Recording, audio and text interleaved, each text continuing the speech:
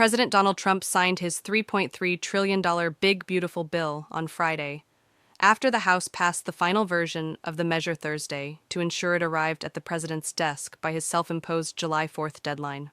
The bill includes key provisions that would permanently establish individual and business tax breaks included in Trump's 2017 Tax Cuts and Jobs Act, and incorporates new tax deductions to cut duties on tips and overtime pay.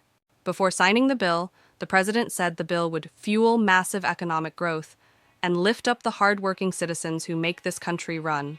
"We have officially made the Trump tax cuts permanent," Trump said. "That's the largest tax cut in the history of our country. So, after this kicks in, our country is going to be a rocket ship economically. We've delivered no tax on tips, no tax on overtime, and no tax on Social Security for our great seniors. It makes the child tax credit permanent for 40 million American families. The golden age of America is upon us." The measure also raises the debt limit by $5 trillion, a provision that has faced scrutiny from figures including SpaceX and Tesla CEO Elon Musk, who formerly led a war against wasteful government spending at the Department of Government Efficiency.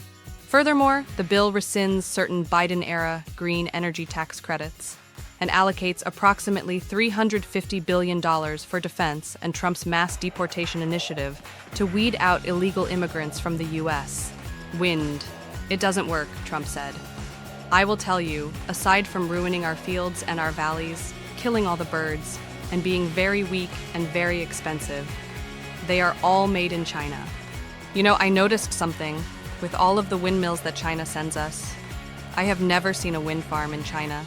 The measure also institutes Medicaid reforms, including new 80-hour-a-month work requirements for Medicaid recipients, and expands work requirements for those on the Supplemental Nutrition Assistance Program, or SNAP.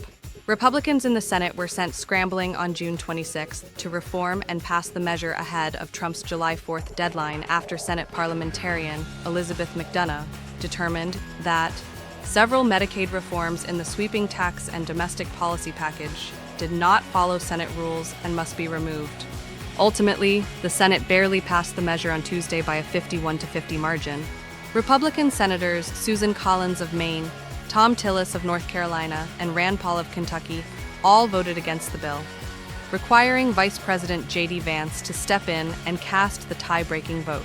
This is Rachel Pierce, and you've been watching Alert Desk USA, where the facts come first. Stay safe, stay informed.